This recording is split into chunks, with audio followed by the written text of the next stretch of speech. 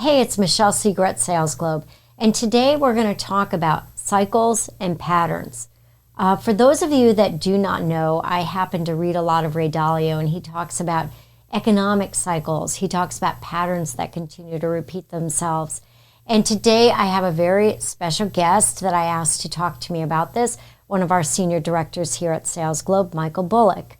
So, Michael, thank you for talking to everyone here today about some things that we're seeing with the current economic environment, cycles, patterns, and how that pertains to a sales organization. I'm happy to be here. Thanks for having me. Yeah.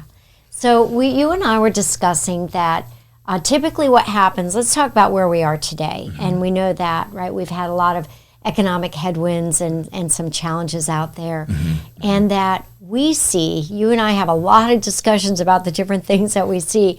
And I get frustrated sometimes. So I'm like, okay, always these things seem to happen. And right. the two things that are really prevalent mm-hmm. from my perspective is headcount reductions, mm-hmm. and we know they've been all over the news again, and conservation of cash. Mm-hmm. Sometimes, or at the expense of everything. Right. And we believe, right, that both of those can actually be a short-term view or solution to a bigger problem. You're exactly right. And it's, we can't ignore the fact of how mainstream those two particular actions are and how convenient they are in times, as you mentioned, of economic headwinds or economic downturn. But they do come at a cost. And to, the topic that we're talking about in terms of patterns and cycles, we do know that there will be a rebound. And so one of the things that I've observed over my career were that there were, I would say, smart companies who took this opportunity to introduce change and prepare for that rebound. Because what we do know is when, there's mass headcount reductions announced mm-hmm. or cost-cutting measures, it does have an impact on employee morale, on employee focus and engagement. And particularly in the sales organization, I would say that they're somewhat unique in terms of the role that they play. They are solely responsible for revenue generation. And so, I would propose that companies sort of almost look at those two actions as a last resort. And so for those companies that are able to, if they already have an attrition plan in place that eliminates low performers, that's a great way that is not as disruptive, where you ought to, sort of naturally attrit out your low sales performers, and maybe you don't backfill certain roles, or you might rearrange your sales territories. At this time of economic headwinds, there's an opportunity to sort of move things around, because there is probably a little bandwidth or slack where folks aren't at, particularly, again, in the sales organization, while sales are down, they might not be at capacity. And so there's an opportunity. How do you re-optimize your territories? How do you introduce maybe new sales processes, again, in anticipation and preparation for that eventual economic rebound? Okay, so there's a lot to unpack there. I want to take a couple of things that you said one at a time. Okay. So let's deal with the attrition thing first, because one thing that we have talked about mm-hmm. is sales has their voluntary and their involuntary attrition. Mm-hmm. And what we know is that a lot of times in our work, we do notice that there isn't a really great way of managing out low performance and low performers. So talk a little bit about how companies could do a better job of that mm-hmm. when times are good, when times are, it just becomes, I think, a part of the culture and the fiber of the company. But tell me how you've seen that work. Yeah, that's a great question. So, when we talk about sales organizations, ideally, you would want to describe yourself as a high-performing sales organization. Mm-hmm. And so, where folks are, it is expected of them to achieve their targets and quotas on a fairly normal basis. And so what I've seen work really well is a very objective sort of scientific approach to managing out low performers. And so what that looks like might be, if you fall into the lowest 20th percentile in sales performance, which can be measured by percentage of goal attainment for 3 consecutive months, right? Or if there's another sales-based activity where you're expected to talk to X number of clients within 30 days or whatever, that whatever that goal is, again, if you are in the bottom, defined percentile for any amount of time, again, that would put you on the list for a written performance plan. Yeah. And then if, there isn't a change in your performance, then you would be let go. But this, I've seen this, or this is very effective because it's objective, right? Mm-hmm. It's not a lot of hands-on processing from an administration standpoint by the sales leader or by the sales operations team. Now, obviously, there'd be coaching, from the sales leader to those individuals or to those low performers, but ultimately, it's on them to perform and improve so that they fall out of whatever that bottom performance category is that they're currently in. And again, that's a healthy approach because you always want to inject new sales talent into your sales organization. Yeah. And so again, to help accommodate that, you want to make sure that you're letting go of your low performers. All right. So that also helps, as a side note, with a challenge that we know companies have faced, which is they do that, they try to use, some people will do just a blanket layoff, others use some level of rationale, and the only thing they do that is objective, or the objective way, is the last person in is the first one out. And LIFO. LIFO, exactly, that old accounting term. Yep. And the thing about that is we get so many complaints or sadness, right, that they let go really high potential people.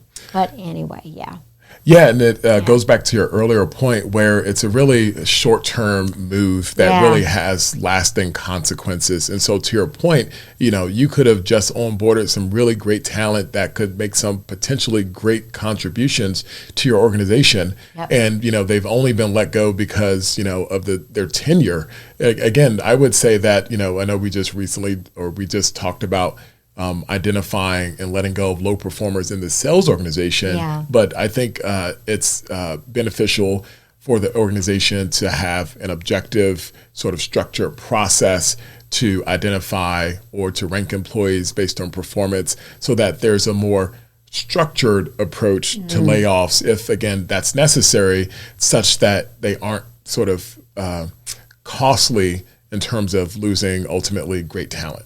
So across the entire organization, you can apply this principle. And companies, I've seen things like the 9-box, right, where they use that's right. and so, companies have their various tools available at their disposal. And I would advise if companies currently do not use a system such as a 9-box to sort of identify high performers or, to identify low performers, it might be worth investing in because, again, at times where if you do need to make the tough choice to reduce headcount, you can go about it, like we said, in a way that isn't ultimately disruptive to the future health of the organization. All right, so now let's talk about the part that's really interesting to me, which is what they can be doing. And so now, economic headwinds, and what we're suggesting is it's a great time to look at change, innovation. You had a really interesting idea, and I have that I started to build off of as well. But you were talking about it's a great time to look at the structure and the right sizing of that to get you through all types of economic cycles. So talk a little bit about how a company might approach that and where they would start. Yeah, so, one of the things that we've talked about a lot at SalesGlobe is the future of sales.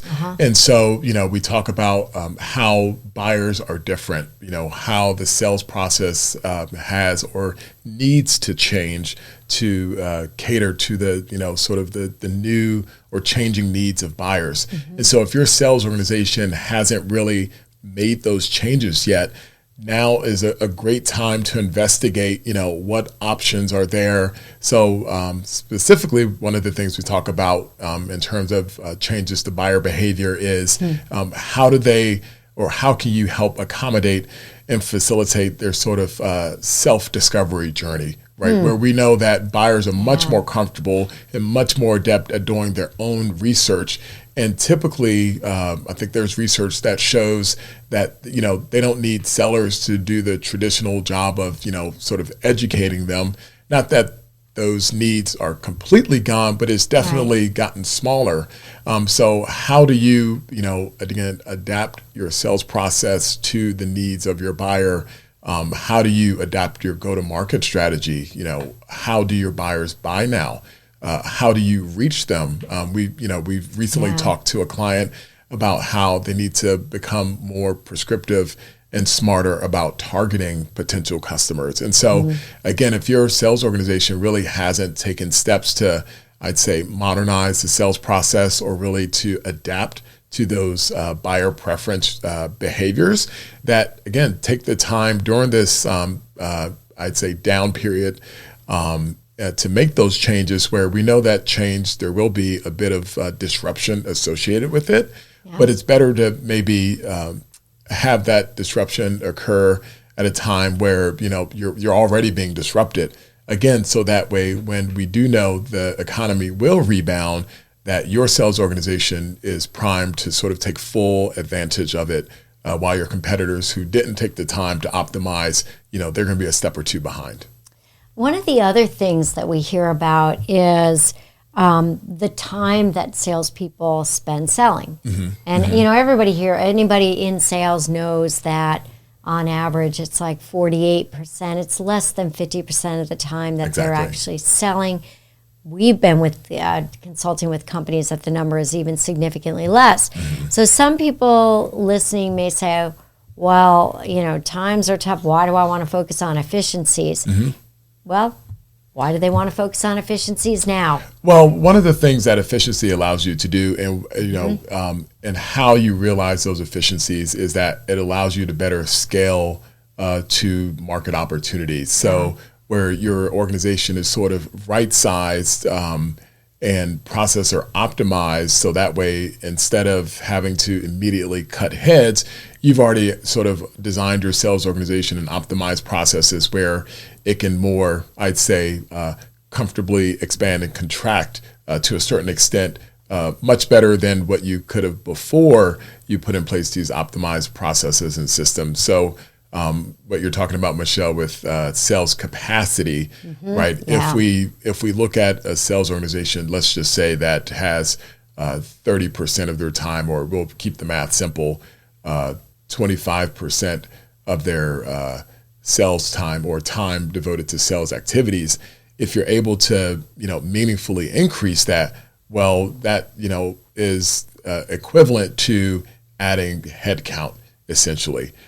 Without the additional cost. And so there's a real opportunity to optimize the sales process and really to look at the entire sales process and extract even more efficiencies so that you can increase the available time sellers have to actually sell.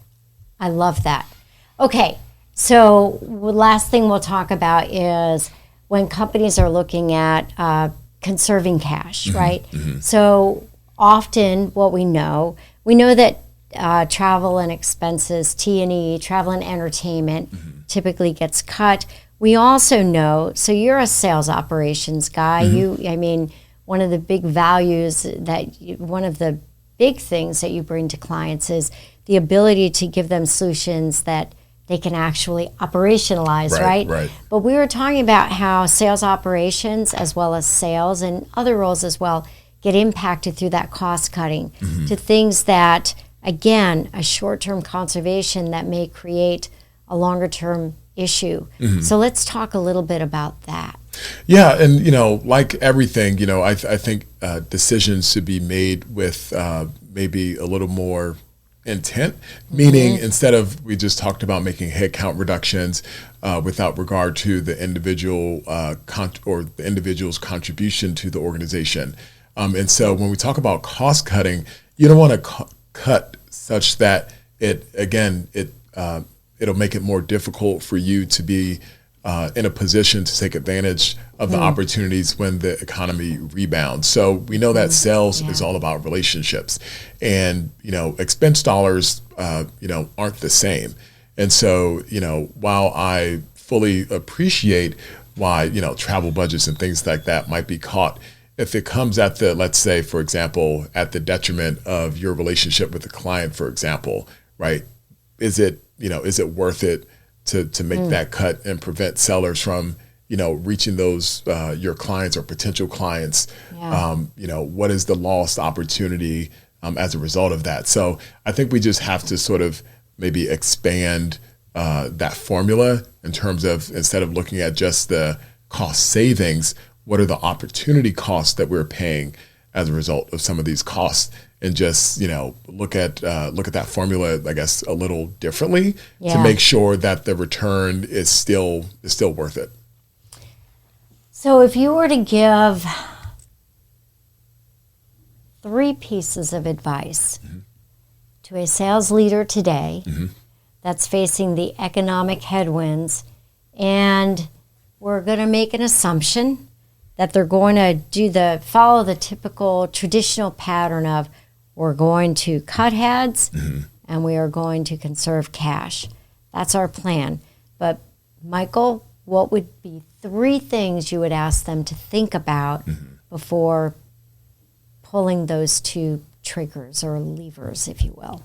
So I would say, before making any large-scale decision that would have the impact that extreme cost-cutting or large cost-cutting exercises have, or large headcounts and reductions have, is to have a clear communication plan in place. And that's one of the things that at SalesGlobe we talk a lot to our clients about on all of our engagements, is the communication and the change management piece. Ultimately, they're critical to the success of the decision that you're making.